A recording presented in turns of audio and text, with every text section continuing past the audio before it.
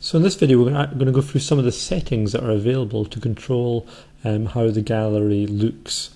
There are loads of settings and it's quite easy to actually play with them and see what you like and what you don't like. So let's go through some of the basic settings now.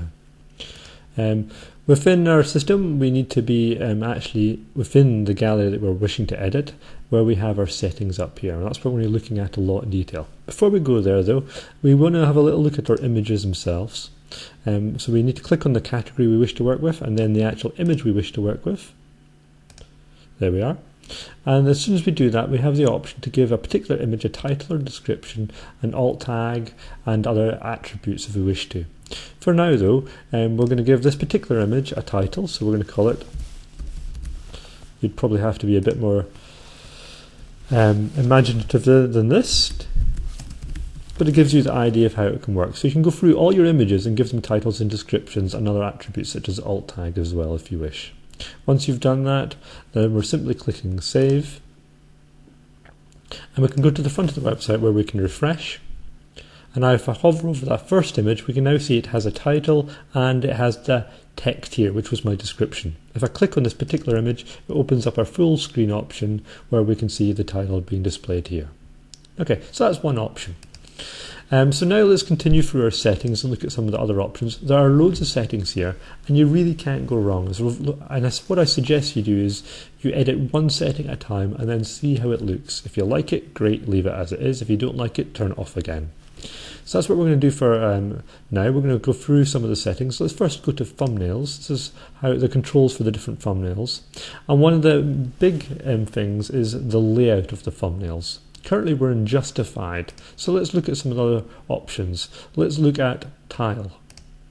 As soon as I click tile, we need to click save there and save here, and then go to the front of the website, refresh.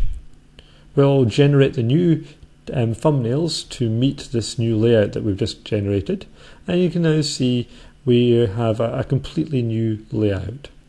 Maybe not the best for this particular website, but you can see the options there. Let's select a different one. Again, this demonstrates how you can experiment to find a layout that you like. So that was tile. Let's look at maybe, I don't know, grid. And again, we'll click save and save. Go to the home page of the website and refresh that screen for it to generate the new thumbnails for the new layout. It takes a little moment. And there we are. Okay, so now we have a grid system. And what I've generally found though is if your images are different heights, I generally recommend you set them all to the same width, but if they're different heights, the best layout I work with is the one we had at the very start, which was our justified option. So again, we'll go back and choose that, save, refresh to generate our new thumbnails. And this tends to look the tidiest, I would say, for our particular setup. There we go. So they're all set to the same height, and our widths vary a little bit depending on the image. Good. So let's progress and look at some of the other settings. What we're now going to look for under thumbnail is we're going to look at our grid setup. So currently we have the quantity of images being displayed across. So currently you can see it's 1, 2, 3 and 4. If we want to change that, maybe we want to drop it down to 3 and then click save and refresh and it'll generate. There we go. Now we've got a grid of 3. Pretty straightforward concept to work with there, so you can choose what you prefer. Within this we also need to consider our mobile options.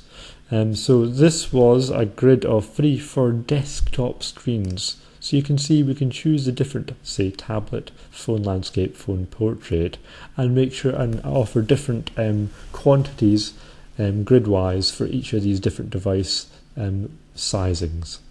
It's generally best to play with them and see how you get on. And what you can do, just so you can simulate different devices, in Chrome anyway, you can hit F12 and you can use the tool here to simulate different devices, such as maybe the iPhone 8. Yeah, so that's what you can do to simulate different devices and play around with the settings for the different devices for the grid. Let's put this back to 4. Save, F5 to refresh. Yeah, okay, progressing through our settings. Let's go back into settings for this particular gallery, so back to thumbnails. So that was our settings for the grid setup. We can also choose what effects we want to have for the captions. The caption is this bit here. When we hover over, we can see we've got a background, we've got a title, and a description, our category and description. So we can control that here. Do we want to display the category? Do we want to display the title? What the background color should be? We can modify that here. And what the effect can be. And this is the hover effect. So currently, if I hover over them, you can see they slightly rotate and scale up within the confines of the thumbnail. So we can try a different effect. Let's randomly try 3 and click save and save. Refresh, and now hover over, and now it's kind of more of a slide up effect. So you can play with these settings and find one you like. So let's go back, and I'm actually going to put that back the way I prefer it. So it was under caption, and effect 1 is the one I prefer. And if you want, you can completely disable the caption option as well, but I won't for now. And the other element under thumbnails is typography, and this is simply the size of the font, the color of the font for either the title, the category, or the description that should be displayed. So, and even the alignment. So you can play around with this if you want to style it the way you want it to look. Okay, let's save and save. Just to put it back the way, because currently we're still on the slide option, refresh the screen, and we go back to the original option. Okay, other settings. Let's progress on and look at Lightbox. And what I mean by Lightbox, this is what happens when you actually click on the image and then we get the full-sized version. And here we have lots of controls as before. We can choose to either enable or disable it. Another settings in here, we have the background color, we have where the description will be, the colors and what we choose to display. Do we want to display the header, the title, the zoom in effect, the full screen effect, the social icons? We can turn them all off and on, and all you need to do is simply go through this and play with the settings until you get it the way you want it. I generally turn off the social side of things. I don't feel it adds particular value to most of the websites I work with. Okay, progressing on, we have the filter options. So what I mean by filter, if we come out of here, this is our filtering here of all, Tasker, Kerrang and Fairy Pools. So we can choose to turn that off if we wish. Save. And refresh. And now it will simply display all of the images with no means of categorizing them out. So that was an option. So we'll go back to filter, and we're going to turn on our filtering options again. So we can make other amendments here of where the filtering is, align left or align right or center. We can style it according to our website. So currently the buttons, let's refresh this. I have to turn it back on, don't we? So currently the buttons are blue when they are either hovered on or active, and grey when they're not in use. So we can modify that under settings and filter. We can see we've got the colours here that we can set to look the same way as your own website. Yeah, pretty straightforward. Again, we've got typography settings, so we can adjust the font size and boldness and colour within the buttons as well. Okay, so let's move on to pagination. Here we've got various settings. We can choose to turn it off or on. I should explain first off what it is. That's the navigation. Let's refresh here and go to all. You see we've got our pagination at the bottom here. So we can choose to turn this off or on as a default setting here, or we can style it accordingly. We can put its alignment to the center or wherever you wish to put it, and the colors of the buttons within their different states, as well as the typography as well.